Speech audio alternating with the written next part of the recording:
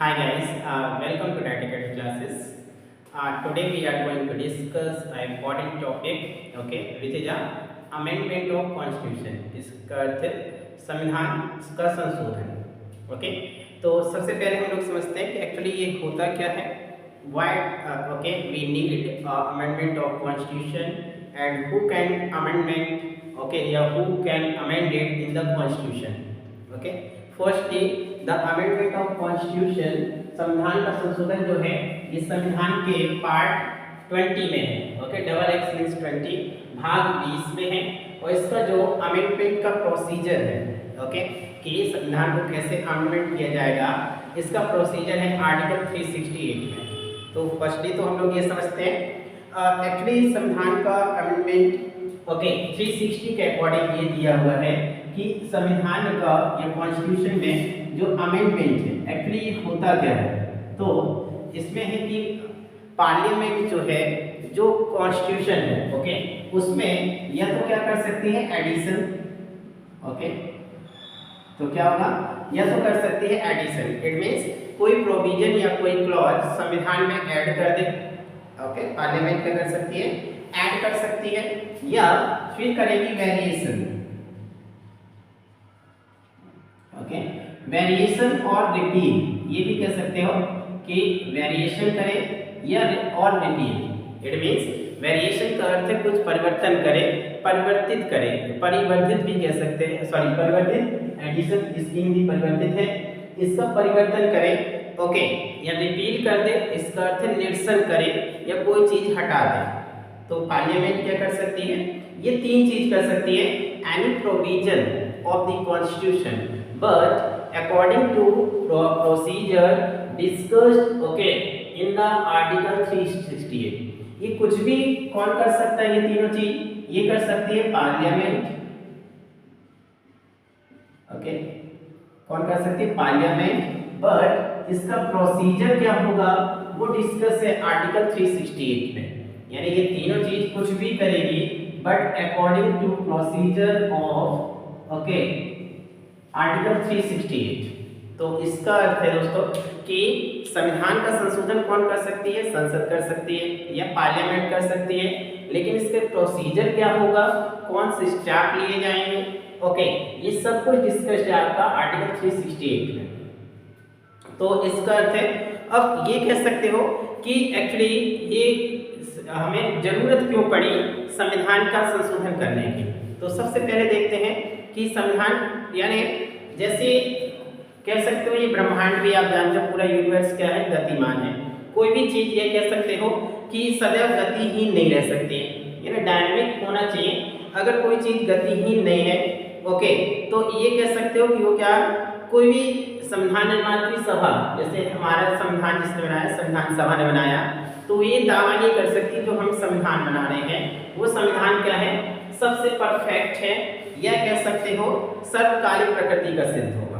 इसका अर्थ है कि उसमें हम, इसका मूल कारण यह है कि हम जिन परिस्थितियों में हैं भविष्य में हमें कौन सी चुनौतियां होंगी, कौन सी परिस्थितियों का सामना करना पड़ेगा, ये उस समय की सभा या उस समय के व्यक्ति इसको कैसे कल्पना कर सकते हैं, इसको कैसे जान सकते हैं. समय के अनुसार क्या होता है, ओके, अलग अलग चीजें होती हैं. इसलिए सबसे अच्छा तरीका क्या था कि संविधान निर्माण की सभा ने ये बताया कि संविधान में संशोधन किस पद्धति से किया जा सकता है, इसका प्रोसीजर क्या होगा, और जो भविष्य में आने वाली चुनौतियां होंगी उनके अनुसार संविधान को बदला जा सके. ओके, या उसमें मॉडिफिकेशन किया जा सके, इसका अर्थ उसमें अमेंडमेंट किया जा सके. तो सबसे इम्पोर्टेंट यही है एक्चुअली क्या है कि नई पीढ़ी एक्चुअली अपने अकॉर्डिंग उसे चेंज कर सके जो जरूरत है. अदरवाइज क्या होगी, नई पीढ़ी उसे समाप्त या नष्ट कर देगी संविधान को और एक नया संविधान बनाने की कोशिश करेगी. ओके, तो सबसे पहले अगर देखें कि जो ये प्रक्रिया है संविधान संशोधन की प्रक्रिया, ओके, ये एक्चुअली हमारे देश की प्रक्रिया, हमने देखा कि हमारे देश का संविधान बहुत सारे दूसरे देशों के संविधानों से प्रेरित है या लिया गया है कुछ न कुछ. तो ये जो संविधान संशोधन की प्रक्रिया है ये साउथ अफ्रीका या दक्षिण अफ्रीका, ओके, कहाँ से ली गई है, दक्षिण अफ्रीका के संविधान से ली गई है. इसका अर्थ है संविधान संशोधन की जो प्रक्रिया है ये किस देश से हमारे संविधान में प्रेरित है, दक्षिण अफ्रीका के संविधान से प्रेरित है या ग्रहण की गई है। ओके, तो एक तो ये हो गया कि सबसे इम्पोर्टेंट क्या है कि ये किस देश के संविधान से ग्रहण किया गया है। ओके, अब ये देखना है हमें कि एक्चुअली है कैसे। तो सबसे पहले अगर देखें amendment of the constitution, okay, may be initiated, okay, only by the introduction of a bill, okay, in either house of the parliament. इसका अर्थ है कि संविधान संशोधन की जो प्रक्रिया है, प्रोसीजर है, ये केवल एक विधेयक, ओके, बिल या विधेयक को किसी भी सदन, संसद के किसी भी सदन में, ओके, पेश करके की जा सकती है। ओके, तो संसद के जैसे दो सदन है, आप सभी को पता है, एक है कौन सा, लोकसभा, ओके, दूसरा है राज्यसभा। तो सबसे पहले तो एक चीज ये कंफ्यूजन से निकाल दीजिए मन से, ओके, आप सभी, कि जो संविधान संशोधन का विधेयक है ये संसद के किसी भी सदन में शुरुआत किया जा सकता है या पेश किया जा सकता है। ओके, तो सबसे इम्पोर्टेंट तो ये है, ओके, कि constitution amendment bill be can be introduced either house of the parliament, okay, यानी किसी भी पार्लियामेंट के किसी भी सदन में इंट्रोड्यूस किया जा सकता है इस तरह का बिल। ओके, तो पहली चीज इंट्रोड्यूस किया जा सकता है either house of the parliament. Second चीज देखें कि हु कैन इंट्रोड्यूस इट, इसे कौन पेश कर सकता है। ओके, यानी कॉन्स्टिट्यूशन अमेंडमेंट बिल जो है, ओके, संविधान संशोधन का जो विधेयक है या बिल है, इसको सबसे पहले तो पार्लियामेंट के किसी भी, ओके, हाउस में इंट्रोड्यूस किया जा सकता है। पहली चीज तो ये है, यानी पेश। ओके, दूसरी चीज हु कैन इंट्रोड्यूस, यानी कौन इसे इंट्रोड्यूस कर सकता है। अब इंपॉर्टेंट क्वेश्चन ये भी है कि हु कैन इंट्रोड्यूस। तो ओके, सिंपल सा इसमें है कि आइदर बाय अ मिनिस्टर और अ प्राइवेट मेंबर। कॉन्स्टिट्यूशन में इसमें लिखा है कि either bye, okay, a minister और अ प्राइवेट मेंबर। अब कई लोगों को समस्या होगी कि ये प्राइवेट मेंबर एक्चुअली होता कौन है। ओके, अब देखो मिनिस्टर तो अर्थ है कि कोई भी मंत्री इस बिल को पेश कर सकता है या कोई कौन कर सकता है, निजी सदस्य, प्राइवेट मेंबर। ओके, अब प्राइवेट मेंबर एक्चुअली क्या होता है। ओके, ये भी एक इंपॉर्टेंट क्वेश्चन है, member of parliament but not the minister. Okay, private member कौन कहलाता है। ओके, ऐसा व्यक्ति यानी जो मेंबर है किसका, पार्लियामेंट का, पहली चीज ये तो मेंबर है ही, लेकिन वो मिनिस्टर नहीं है। यानी पार्लियामेंट में जितने व्यक्ति होते हैं जो मिनिस्टर होते हैं उनको छोड़ करके बाकी जो मेंबर होते हैं पार्लियामेंट के, उसको अगर वो बिल इंट्रोड्यूस करते हैं तो प्राइवेट मेंबर के रूप में जाने जाते हैं। ओके, यानी अगर उनके द्वारा जो बिल इंट्रोड्यूस होता है तो हम मानेंगे कि प्राइवेट मेंबर ने वो बिल इंट्रोड्यूस किया है। तो एक तो ये इंपॉर्टेंट हो गई। ओके, अब देखो एक कॉन्सेप्ट है इसमें कि type of majority. Okay, type of majority को हम लोग बहुत ज़्यादा डिस्कस बाद में करेंगे, क्योंकि अभी हम लोग आर्टिकल 368 को पर्टिकुलर में इसके बारे में पहले बेसिक कॉन्सेप्ट क्लियर करना चाहता हूँ। तो इसमें अगर देखें कि इसमें जो कह सकते हो टाइप ऑफ मेजॉरिटी, तो इसमें स्पेशल मेजॉरिटी रिक्वायरमेंट होती है। ओके, कैसे होती है, स्पेशल मेजॉरिटी इसके लिए इंपॉर्टेंट होती है पास करने के लिए। तो कैसे रिक्वायर्ड है, स्पेशल मेजॉरिटी। अब special majority, okay, majority actually जो है 3 प्रकार की होती है, उसको डिस्कस करते हैं हम लोग फर्स्टली कि टाइप्स ऑफ मेजॉरिटी। ओके,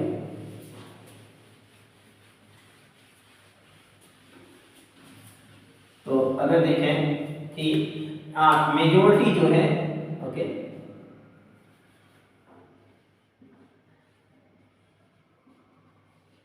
बहुमत की, बहुमत के अनुसार संशोधन, ये भी कह सकते हो किस तरह से होते हैं। तो जो मेजॉरिटी है या बहुमत है, ओके, बहुमत एक्चुअली 3 प्रकार का होता है। ये बहुमत के अनुसार जो बिल है वो 3 प्रकार के होते हैं, ये भी कह सकते हो बिल की रिक्वायरमेंट पड़ती है 3 प्रकार की। एक साधारण बहुमत वाला संशोधन कह सकते हो, ये विधियां भी है। ओके, इसको अभी हम लोग डिस्कस करेंगे।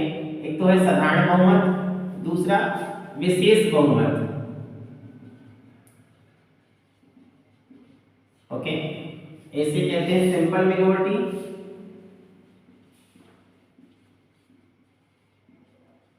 इसको कहते हैं special majority. Okay, and third one is also known as a special majority. Okay, यानी विशेष बहुमत तो होता ही जरूरत है, ठीक है, विशेष बहुमत और प्लस, ठीक है, आधे, कम से कम आधे राज्यों क्या रेटिफिकेशन चाहिए, यानी अनुमोदन चाहिए। ओके, यानी कि कह सकते हो आधे राज्य तो हैं ही, ओके, कम से कम विशेष बहुमत के साथ आधे राज्यों का हमें अनुसमर्थन। ओके, तो इसमें क्या कह सकते हो, आधे राज्यों का अनुसमर्थन, यानी half, okay, of the state of the union, okay, ratification by the half of one half of the, okay, state of the union, यानी आधे राज्यों का अनुसमर्थन भी चाहिए। तो तीन प्रकार की मेजोरिटी। अब साधारण बहुमत का क्या अर्थ होता है, इसको देखें। ओके, इसमें सिंपल सा ये लचीली प्रक्रिया है, बहुत ही कम कह सकते हो। साधारण बहुमत का सिंपल सा अर्थ होता है कि इसमें जो टोटल मेंबर है, ओके, उनकी जो कह सकते हो 50% वाला जो कॉन्सेप्ट होता है वो इसमें यूज होता है, किसमें, सिंपल मेजोरिटी में। ओके, तो majority of the member of each house present and vote, इसका अर्थ है जितने भी सिंपल मेजोरिटी क्या कहते हैं, इसका अर्थ है number of majority of member of each house present and vote, यानी जितना भी प्रत्येक सदन है, ओके, प्रत्येक सदन या ईच हाउस में जो एक तो प्रेजेंट है, ओके, एंड जो वोटिंग कर रहे हैं, प्रेजेंट एंड वोटिंग, इनकी मेजोरिटी चाहिए। अब इसका अर्थ है 50% प्लस, ओके, मोर देन 50% से एक भी ज्यादा हुआ तो उसको हम मेजोरिटी मानेंगे, यानी majority of member of each house present and voting. इसमें कह सकते हो ये पूरी तरह से ऐसा नहीं है कि बहुत ज्यादा हो। इसका अर्थ है ये नहीं कि इसमें देखिए total membership of the house का कोई डिस्कस ही नहीं होता कि हाउस में टोटल नंबर ऑफ मेंबरशिप कितनी है। ओके, इससे सिंपल सा अर्थ है जितने प्रेजेंट एंड वोटिंग है, जिस दिन एक्चुअली बिल डिस्कस किया जाना है, ओके, इंट्रोड्यूस किया गया, उस दिन कितने लोग प्रेजेंट हैं और कितने लोग वोट कर रहे हैं, उन दोनों का जो मेजोरिटी होगा उसे हम सिंपल मेजोरिटी के रूप में जानते हैं। ओके, या उसे सिंपल मेजोरिटी कहते हैं। ओके, अब इम्पोर्टेंट ये है कि क्या अगर ऐसा कोई बहुमत सिंपल मेजोरिटी के द्वारा कोई कॉन्स्टिट्यूशन अमेंडमेंट किया जाता है तो क्या वो आर्टिकल 368 के तहत आता है, तो इसका आंसर नहीं। ओके, अगर कॉन्स्टिट्यूशन अमेंडमेंट किया जाता है तो 368 के तहत नहीं आता है। इसके तहत क्या ऐसा कोई अमेंडमेंट किया गया है, हाँ बिल्कुल, जो आपका नंबर ऑफ जजेस, ओके, अमेंडमेंट एक्ट था 2019 का, कि सुप्रीम कोर्ट में नंबर ऑफ जजेस कितने होंगे, ओके, इन सुप्रीम कोर्ट, तो ये 2019 में संशोधन किया गया बाय द सिंपल मेजोरिटी, और अभी कर दिया गया टोटल नंबर ऑफ द जजेस इन द सुप्रीम कोर्ट कितने हैं, 34। ओके, अब एक क्वेश्चन ये भी है कि क्या ये मैक्सिमम है, हाँ, तो अभी के अकॉर्डिंग ये क्या है, मैक्सिमम है। ओके, अब कई लोगों का कंफ्यूजन ये होगा कि कैसे सीजीआई भी इंक्लूडेड है। ओके, तो including the CGI the maximum number of the जजेस in the supreme court may be only, okay, कितना 34, अभी कितने हो सकते हैं, केवल 34। इसमें जो है आपके सुप्रीम कोर्ट के जो चीफ जस्टिस है, मुख्य न्यायाधीश, वो भी इंक्लूडिंग है। इसका अर्थ है excluding the CGI chief justice of India, जो नंबर ऑफ जजेस है वो 33 है। इसको ऐसे भी आप याद कर सकते हो कि 33 प्लस 1 है।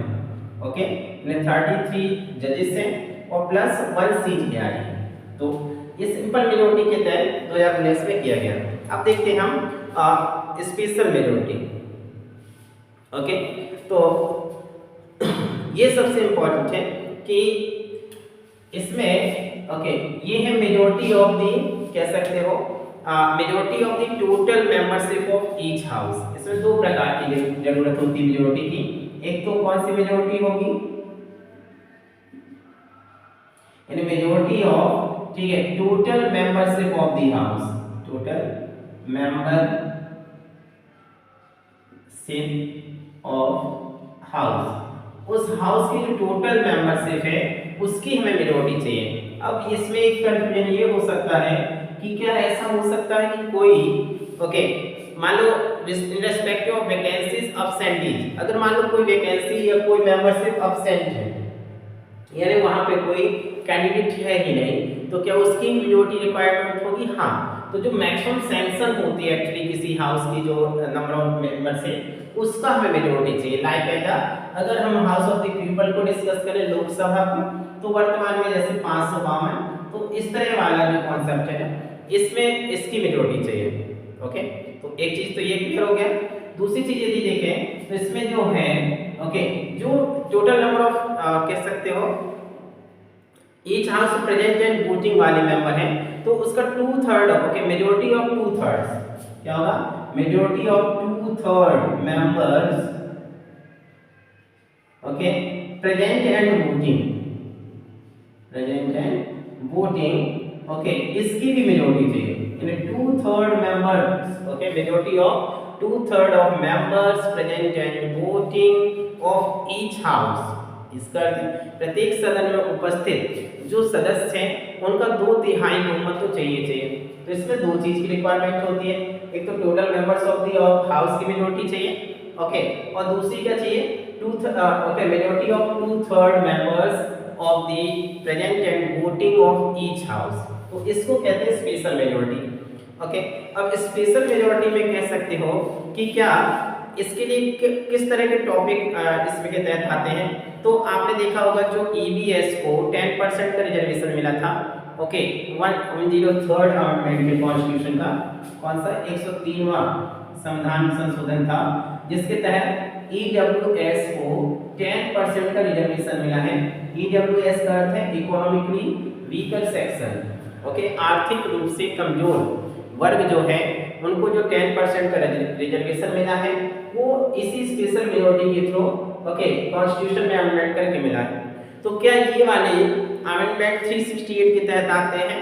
हाँ, तो ये बिल्कुल 368 के तहत अगर इस तरह से मेजॉरिटी होती है तो ये 368 में रिक्वायरमेंट होती है, जबकि सिंपल मेजॉरिटी नहीं होती है। अब देखते हैं स्पेशल मेजॉरिटी और प्लस आधे राज्यों का अनुसमर्थन ओके, इसका अर्थ है special majority of parliament and consent of states okay. तो special majority plus ratification of half of the okay states, यानी स्पेशल मेजॉरिटी तो इसमें ये वाली चाहिए, यानी ये वाला कॉन्सेप्ट इसमें शामिल है, प्लस जो यूनियन होगा उसके जो राज्य है ओके उनके 1/2 के द्वारा रैटिफिकेशन या अनुसमर्थन चाहिए।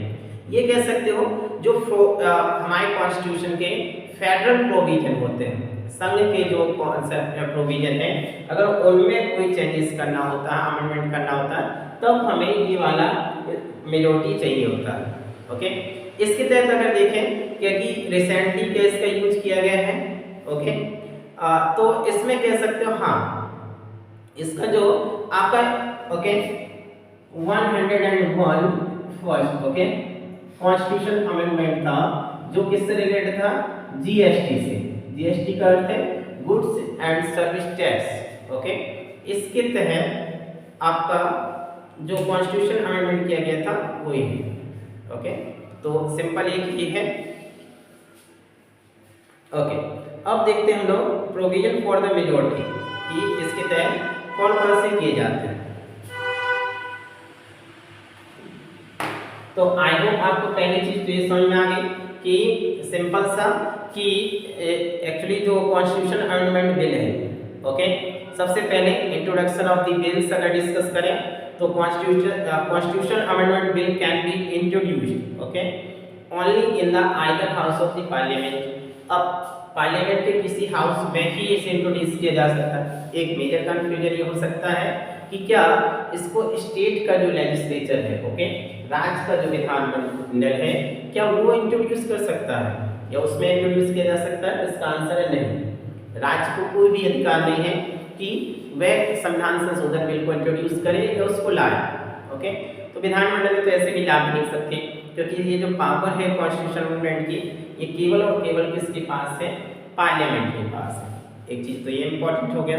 ओके, दूसरी चीज, हु कैन इंट्रोड्यूस ऑफ, ऐसा बिल कौन पेश कर सकता है? तो आइदर बाय अ मिनिस्टर और अ प्राइवेट मेंबर। ओके, किसी मिनिस्टर के द्वारा या प्राइवेट मेंबर के द्वारा इसे क्या किया जा सकता है? इंट्रोड्यूस किया जा सकता है। ओके, एक इंपॉर्टेंट क्वेश्चन ये अगर हम लोग पॉइंट इसमें डिस्कस करें कि क्या इस प्रकार के ओके बिल को पेश करने के लिए प्रेसिडेंट की प्रायर ओके परमिशन की रिक्वायरमेंट होती क्या? President rule in the introduction of the bill. Okay, तो कह सकते हो prior permission of the president not required okay to introduce the bill. इसका अर्थ है कॉन्स्टिट्यूशन अमेंडमेंट बिल को इंट्रोड्यूस करने के लिए राष्ट्रपति की पूर्व अनुमति की कोई आवश्यकता नहीं होती है। इन्हें प्रायर कह सकते हो परमिशन की रिक्वायरमेंट नहीं है। तो एक तो ये भी इंपॉर्टेंट हो गया। इस तरह क्वेश्चन बहुत ज़्यादा पूछे जाते हैं। ओके, कि कॉन्स्टिट्यूशन अमेंडमेंट की कह सकते हो प्रेसिडेंट की प्रायर परमिशन है और नहीं।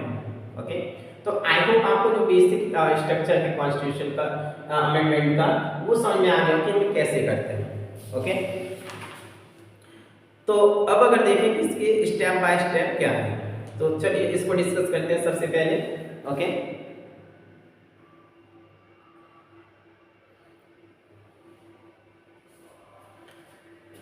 अब देखते हैं कि साधारण बहुमत के द्वारा कौन कौन से प्रोविजन को हम संशोधन कर सकते हैं, कौन कौन से विशेष बहुमत के द्वारा और कौन से प्रोविजन आपके आधे राज्यों के समर्थन के द्वारा किए जा सकते हैं। ओके, फिर हम लोग डिस्कस करेंगे कि जो भी कॉन्स्टिट्यूशन में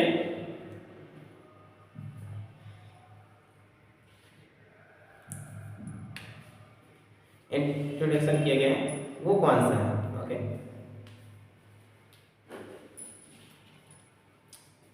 चलिए अभी अगर हम लोग देखें कि सिंपली सा इसके तहत इसके प्रोविजन डिस्कस करते हैं।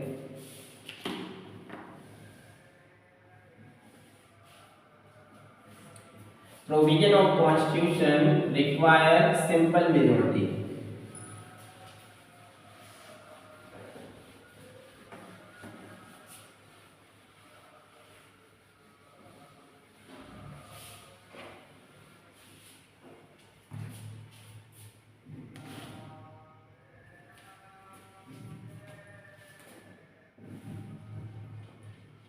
Provision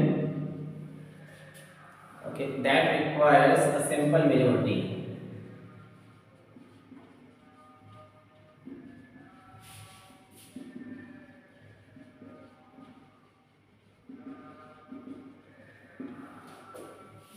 इसका अर्थ है कि कॉन्स्टिट्यूशन के कौन से ऐसे प्रोविजन हैं जिसे हम अमेंडमेंट करने के लिए केवल सिंपल मेजोरिटी की रिक्वायरमेंट होती है। तो सबसे पहले अगर डिस्कस करें तो आर्टिकल 2 अनुच्छेद 2 है। अब आर्टिकल 2 क्या है? ये सिंपल सा पार्लियामेंट को एक पावर देता है एडमिशन और एस्टैब्लिशमेंट ऑफ न्यू स्टेट। इसका अर्थ है एडमिशन और एस्टैब्लिशमेंट ऑफ न्यू स्टेट। अब ये भी पावर किसके पास है? केवल पार्लियामेंट के पास। कि पार्लियामेंट चाहे तो नए राज्यों को क्या कर सकती है? प्रवेश कर सकती है, उनकी स्थापना कर सकती है। किसके तहत? आर्टिकल 2 के तहत। अब इस तरह से जब भी संसद करेगी नए राज्यों का प्रवेश या उनकी स्थापना करेगी तो उसे किस तरह की चाहिए? सिंपल मेजोरिटी चाहिए। इसका अर्थ है आर्टिकल 368 का यूज ही नहीं करना होगा, केवल simple majority of the parliament each house. Okay, उसके थ्रू क्या हो सकता है? ये आपका कॉन्स्टिट्यूशन हो सकता है, अमेंडमेंट किया जा सकता है। तो एक तो ये सिंपल है। इसी तरह आर्टिकल 3 जो है, आर्टिकल 3 क्या है? Okay, formation of new state and alteration of area boundary और map of existing states. Simple सा इसमें फॉर्मेशन ऑफ न्यू स्टेट है।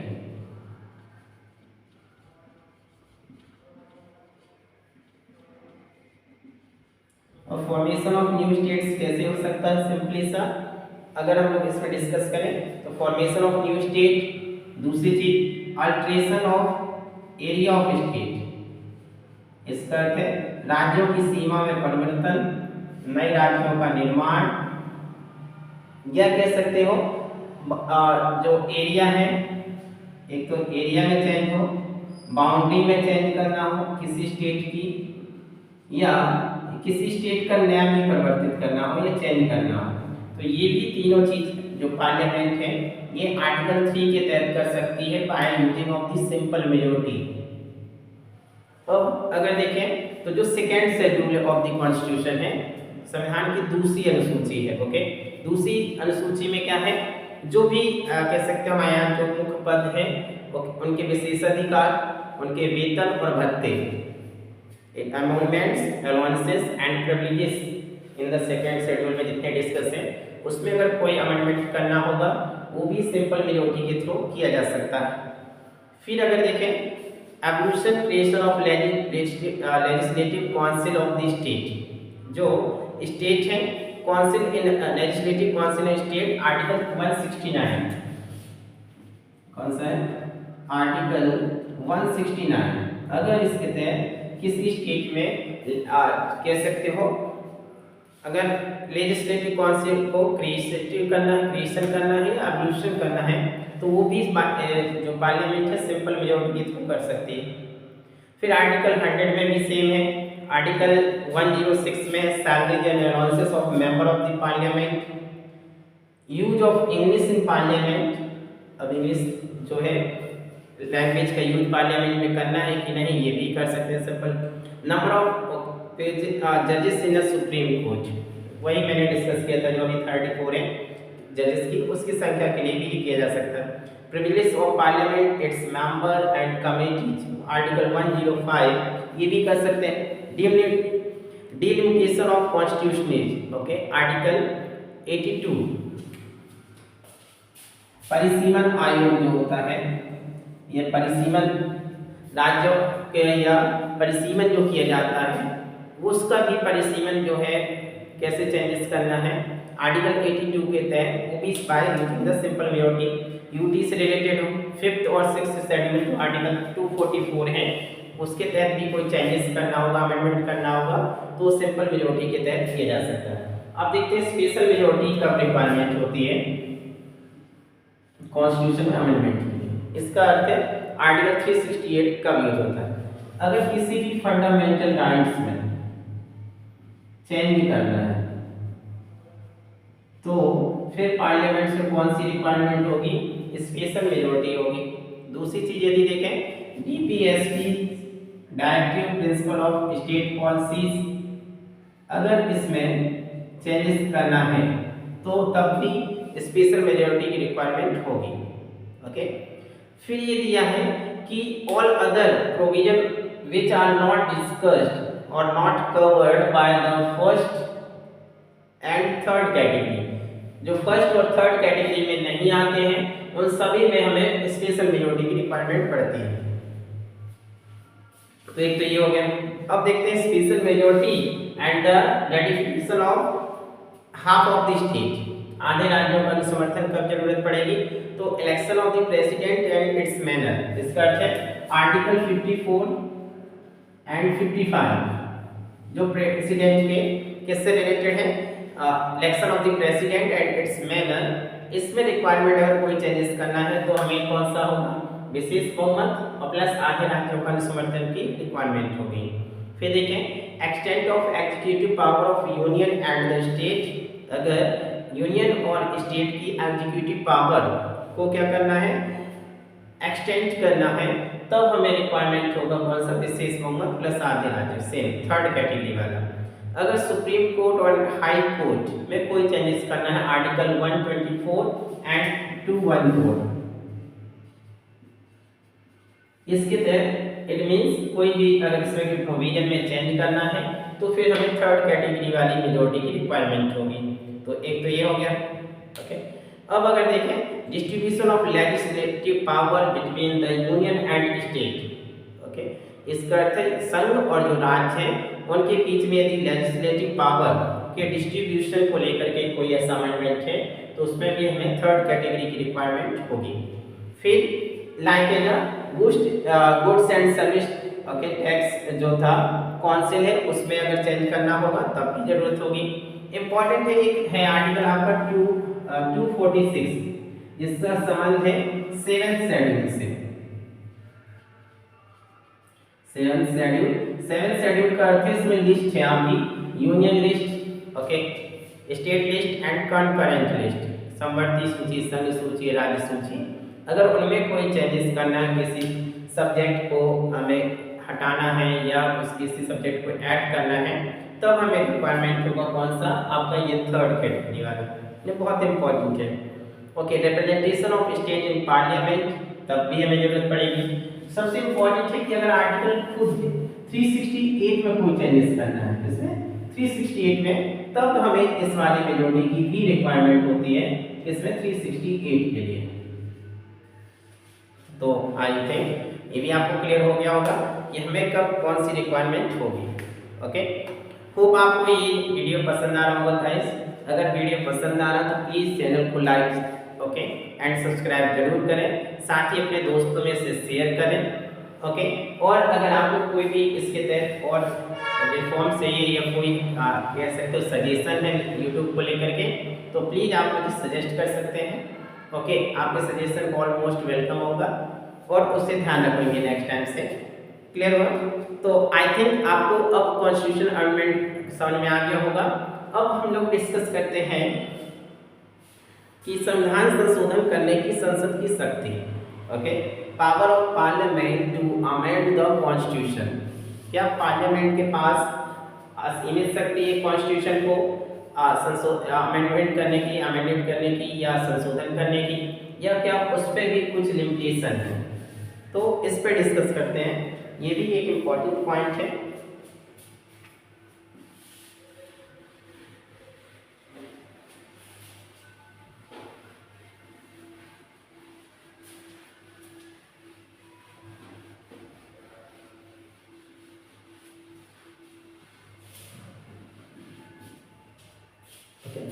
चलिए हम आपको इसमें थोड़ी सा हम लोग पहले डिस्कस करते हैं कि संविधान संशोधन करने की संसद की शक्ति।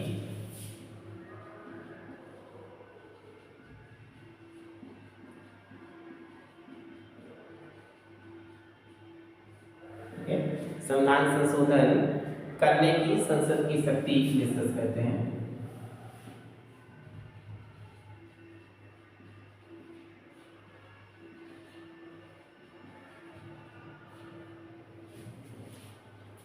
तो जैसे मैंने कहा कि आर्टिकल 368 तो देता ही है, लेकिन क्या आपने आर्टिकल 13 डिस्कस पढ़ा होगा? आर्टिकल 13 जो है उसके तहत एक ला शब्द यूज हुआ था, आपने डेफिनेशन देखा होगा कि कोई भी अगर पार्लियामेंट कोई ऐसा लॉ बनाती है जो भाग 3 okay part 3 it means fundamental right के यदि क्या होगा कॉन्ट्राडिक्शन होगा ओके तो उससे क्या हो जाएगा वॉइड हो जाएगा। अब उस लॉ शब्द में क्या कॉन्स्टिट्यूशन अमेंडमेंट था या नहीं, उसमें ऐसा एक्ट शब्द नहीं आया कि 368 उसके अंदर है कि नहीं। इसी को लेकर के सुप्रीम कोर्ट और पार्लियामेंट में बहुत सारी एक स्टोरी चली ओके। कभी सुप्रीम कोर्ट कहता था कि शामिल है और कभी पार्लियामेंट उससे बाहर हो जाती थी ओके। तो इसी पर डिस्कस करते हैं कि क्या था, कैसे इसमें चेंजेस हुए। इसमें सबसे पहले अगर देखें तो बहुत सारे केस हुए थे, आपको पता है ओके। एक तो आप लोग जानते भी होंगे कि सिंपल इसमें कौन कौन से हुए हैं। तो अगर देखें कि सबसे पहले इसमें एक दो केस डिस्कस करता हूं मैं okay.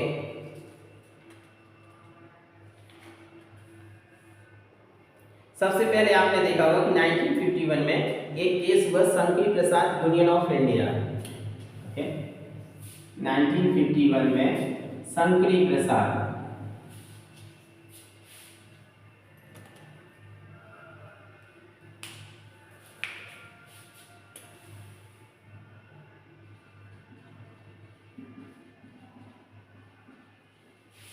Versus okay state of India.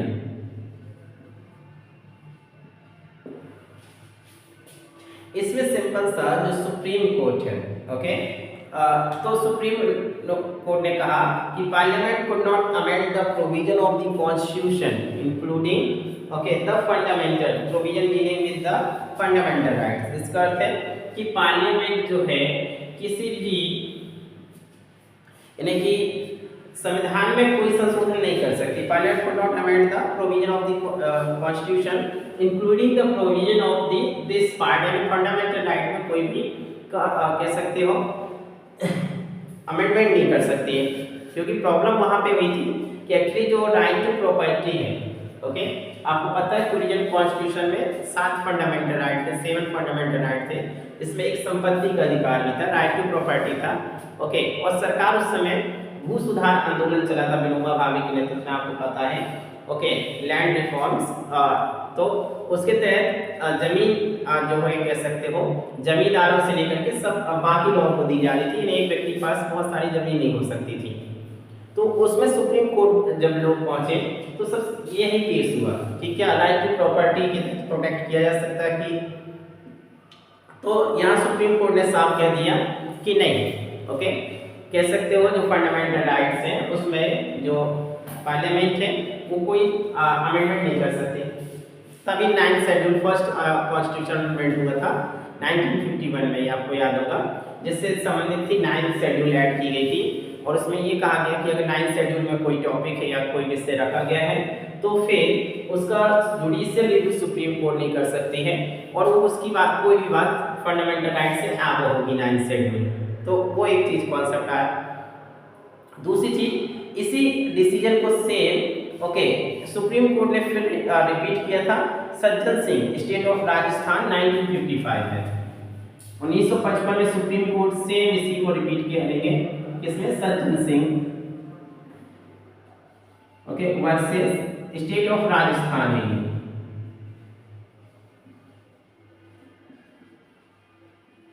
तो सेम चीज कहेंगे कि parliament could not amendment the okay in any provision of the constitution especially including the fundamental right वाले provision, ओके। अब इसमें प्रॉब्लम ये थी कि अभी तो ये दोनों चीज सही चल रही थी, ओके, लेकिन कह सकते हो 32 में इन्होंने फिर रिपीट किया 1967 में कि गोलकनाथ केस आएगा स्टेट ऑफ पंजाब। 1969 में सुप्रीम कोर्ट जिसमें गोलकनाथ में फिर से सेम चीज रिपीट करेगी कि आर्टिकल 32 में एक्चुअली जो लिखा है कि लॉ शब्द है, लॉ शब्द के डिक्शनरी में कॉन्स्टिट्यूशन अमेंडमेंट एक्ट भी आता है। इसका अर्थ है ऐसा कुछ भी नहीं किया जा सकता। इसके बाद पता है आपको इंदिरा गांधी जी आएंगी और 24 कॉन्स्टिट्यूशन अमेंडमेंट करेंगी और 368 में लिख देंगी कि अगर कोई भी ऐसा किया जाता है तो आर्टिकल 32 के वो होगा। इसका अर्थ है parliament could amend any provision of the constitution. फिर सुप्रीम कोर्ट में आपको एक केस डिस्कस हुआ होगा, जानते होंगे ना, सुना होगा 1973 का Keshavananda Bharati versus state of Kerala, okay. हम लोग इसको किसी दिन सेपरेट डिस्कस करेंगे केशवानंद भारती केस को, स्टेट ऑफ केरला। इसमें सुप्रीम कोर्ट कहेगा कि parliament can amendment, okay, parliament के पास संविधान में कोई भी संशोधन करने की शक्ति है केवल संविधान के मूल ढांचे को छोड़ करके। तो सुप्रीम कोर्ट इसमें नई चीज लाएगा जिसका नाम है basic structure of the constitution.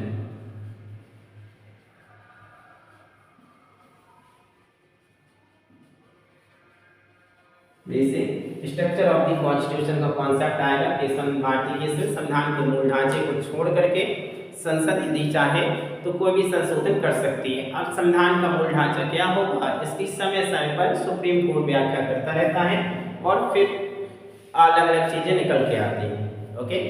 तो आई होप आपको ये दोनों चीज समझ में आ गई। इसका मैं एक सेपरेट वीडियो भी टुमारो क्लासेस में डिस्कस करेंगे कि शुरू से लेकर के अभी तक के कितने संविधान संशोधन हुए हैं और उनमें क्या क्या इम्पोर्टेंट है आपको याद करने के लिए, ओके।